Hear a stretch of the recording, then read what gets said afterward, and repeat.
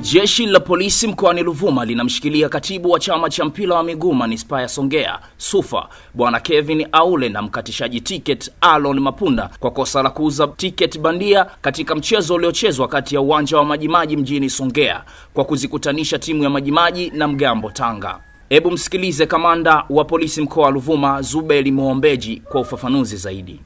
Muda kama saa 11 za jioni na baadhi ya muda huo mpira ulikuwa umeshaanza, ndio alikamatwa bwana mmoja ambaye anajulikana kwa jina la Alon Mapunda, miaka 39. Huyo ni Mngoni, mkazi wa Majengo hapa Songea mjini, akiwa na tiketi zipatazo 20. Tiketi ambazo baadaye zilionekana kwamba si tiketi halali, ni tiketi bandia. Tiketi hizo zipatikana katika kitabu ambacho kinakuwa na tiketi 100. Kwa katika uchunguzi zilionekana kwamba tayari ameshauza tiketi 80 ambazo zilikuwa na thamani ya shilingi 1,157,000. Tiketi hizo zilionekana kwamba si halali, ni tiketi za bandia, kwani zilikuwa sio rasmi kwa ajili ya mchezo wa jana.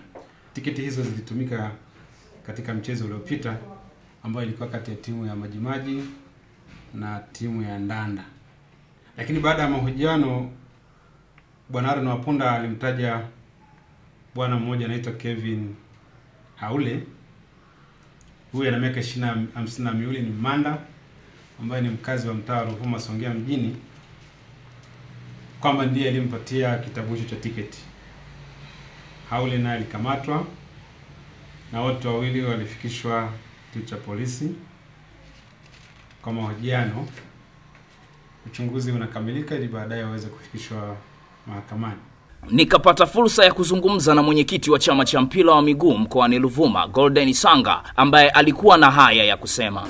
Kwanza nimesikitishwa sana, na Majimaji ni timu yetu, timu yangu.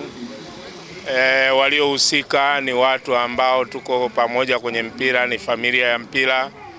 Jambo hili limekuwa likizungumzwa na limekuwa likielekezwa kwenye ofisi yangu, wakati mwingine kwenye timu ya Majimaji yenyewe, na leo limethibitika. Na kwa hivyo baada ya kuthibitika, mimi nina ushahidi, ninazo tiketi za mchezo wa Majimaji versus Ndanda ambao ulichezwa mwaka jana, zimeuzwa kwenye mchezo huu, na nilikuwa hapo ndani saa hizi. Kiukweli nimesema ni vizuri hao watu wachukuliwe hatua. Kufuatia tukio hili la kiongozi wa mpira kujihusisha na kuuza tiketi bandia na kurudisha mapato nyuma, na hao wadau wa soka walikuwa na haya ya kusema. Kwa leo hii nilikuwa nimechaguliwa ili nikae kwenye geti la jambo hili, ndivyo. Katika kukaa zangu pale kwenye lile geti, dakika kadhaa tukawa tumeanza kuuzwa tiketi. Katika kuuzwa zile tiketi, punde nikaambiwa tiketi zimefanya nini? Zimekwisha. Katika kuambiwa tiketi zimekwisha, sasa mdau anasema pale tiketi zimekwisha, na kule ndio goli linaingia, Majimaji wanapata goli. Nikaa nimetoka pale mlangoni, nikaa nimeenda kushangilia lile goli ndani. Nilipokuwa nimerudi pale, ninakuta ujumbe mlangoni, yani kuna mtu anasema kwamba bwana, kuna zile tiketi za kwanza zimeisha, ila kuna tiketi zingine zinakuja. Mdau wale wateja wamesimama tu mlangoni wanadai tiketi. Dakika kadhaa, punde kuna tiketi nikaa nimeiona, nimepewa tiketi niichana. Ile tiketi nimeichana, baadaye kabla sijamaliza ile tiketi kabidi niishike vizuri, niunganishe ile tiketi na kuanza kusoma. Kile nikiangalia ile tiketi naambiwa kuna Ndanda na Majimaji, ilikuwa tarehe 30, yani mwezi uliopita. Mimi pale kabidi nimuite mwenzangu yule wa Mgambo, nikamwambia bwana, hapa kuna mchezo tumechezewa.